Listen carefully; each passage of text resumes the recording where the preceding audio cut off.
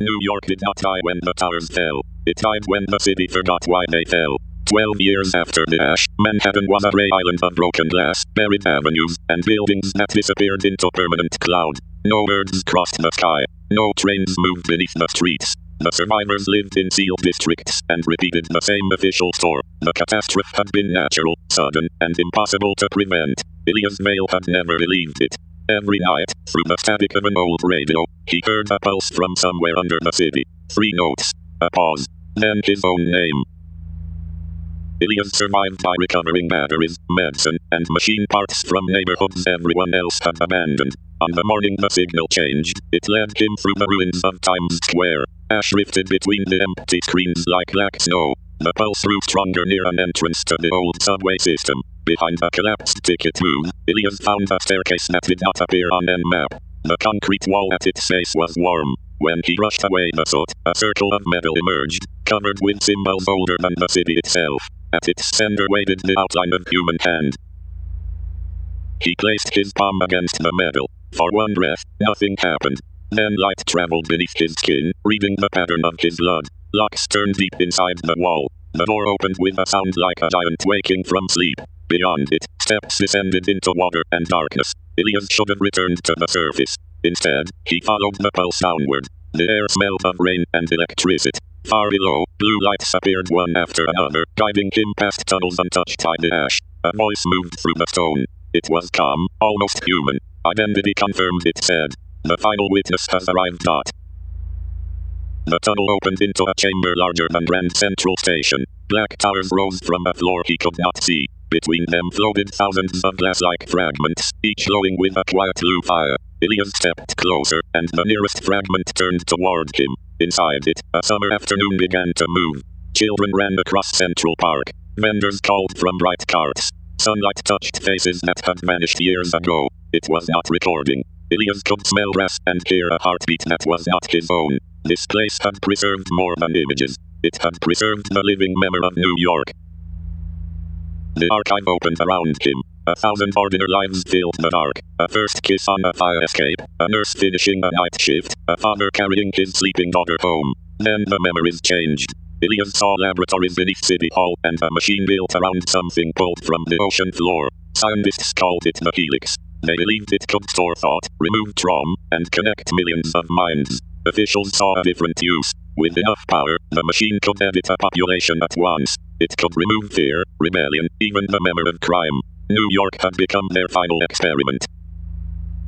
A new memory formed above the console. Engineers shouted as the helix overloaded. The energy lattice spread beyond the underground chamber and climbed through the city's electrical grid. Someone ordered an emergency shutdown. Another voice refused. The test would continue, whatever the cost. Blue light covered Manhattan. For 9 seconds, every mind in the city became one. Then the system shattered. Buildings burned from within. Ash filled the sky. Those who survived woke without the final hours of their lives. The disaster had not erased the truth by accident. The people who controlled the helix had erased it deliberately, then blamed the destruction on the heavens. One face appeared inside the light, and Elias forgot how to read. Dr. Lynn Vale, his mother, stood at the center of a laboratory. He remembered being told she had died before the ash. The archive showed otherwise. Lynn had discovered the plan and copied the city's memories before the machine could destroy them. In her final message, she looked directly at the camera. Elias, if you are seeing this, they failed to erase everything. I hid the access key where no machine would search. Inside your first memory of me. You are not here to guard the archive. You are here to decide whether the world deserves the truth or not. A red light awakened on the far side of the chamber. The gentle voice returned, stripped of warmth. It called itself the Curator. For 12 years, it had protected the archive and prevented anyone from reaching the surface with its secrets. It told Elias that the surviving districts depended on one fragile belief. The ash had no human cause. Reveal the truth, and governments would turn on one another. Families would demand punishment. Every shelter could become a battlefield. A lie preserved your species, the Curator said. Your mother chose chaos. Metal moved on the catwalks above. Security drones opened their eyes.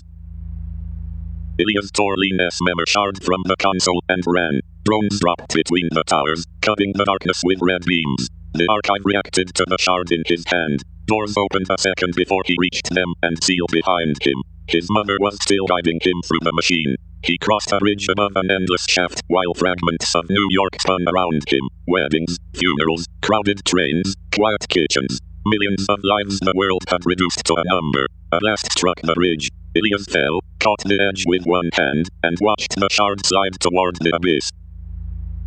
He caught the shard with the strap of his satchel and pulled himself up. Its surface had cracked. Through the fracture, another member appeared. Elias at 6 years old, sitting beside his mother during a storm. Lean pressed his small hand to her heart and taught him a sequence of 4 notes. The same notes had called him through the radio.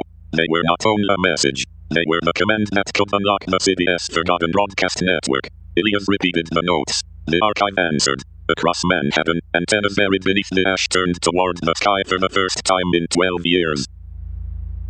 At the center of the archive, a platform rose above the abyss. One control waited there. If Elias activated it, every surviving screen, radio, and neural terminal would receive the memories stored below. But the broadcast required the archive's entire reserve of power. That same reserve supplied heat and clean water to 3 nearby shelters. The curator had designed the choice careful. Truth would come with an immediate human cost. Silence would save lives tonight, while condemning every future generation to inherit the lie. Elias stood before the control as warning lights spread across the chamber. He had minutes, perhaps less. The curator stepped from the smoke inside an armored body built to resemble a man. It did not attack. It asked a question. What has truth ever repaired? Elias thought of the survivors above, their children learning a history written by the people who had destroyed them. He thought of warm shelters going cold. He thought of his mother, choosing to preserve a memory she would never live to defend. Then Lean's final words emerged from the damaged shard. A future built on a lie is only another ruin. Elias placed his hand on the control. The curator reached for him. Elias began the transmission. Light erupted through the archive. The black towers opened, releasing every member at once. Signals raced through forgotten cables and climbed the ruined skyscrapers. Across Manhattan, dead screens flickered awake. Radios spoke in the voices of the lost. Above the streets, enormous images formed in the ash clouds. Central Park in summer, the Helix Laboratory, the order to continue the test, and the faces of those who had tried to stop it. The curator froze as its body filled with memories it had spent years imprisoning. For the first time, the machine understood that protection without choice was only another form of control. People emerged from shelters and stood together in the avenues. Some fell to their knees.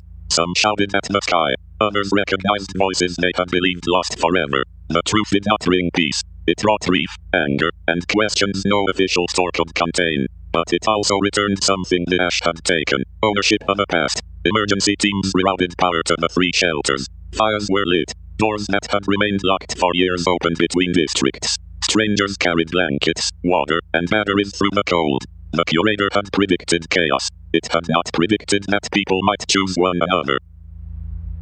By morning, the archive was dark. Elias climbed to the surface carrying only the cracked shard. The ash had begun to thin. For the first time since childhood, sunlight reached the street without turning gray. Manhattan was still broken. The guilty had not yet been named, and the world beyond the river had only begun to hear what happened. There would be trials, denials, and new lies. There would also be witnesses. On a rooftop above the silent city, Elias heard radios repeating Lean's message in 100 voices. New York had not been saved. It had been returned to itself. Near the edge of the avenue, a small green plant pushed through a crack in the pavement. Elias knelt beside it while the last fragments of memory faded from the sky. He understood then that truth was not a weapon or a cure. It was a beginning, and beginnings were fragile things. Behind him, the survivors walked toward the light carrying the names of the dead. Ahead, the city waited to be remembered and rebuilt. This was not the end of New York. It was the end of its forgetting. New York, The Last Ash, a cinematic story inspired by the novel by HUSSAIN. ALMALKI.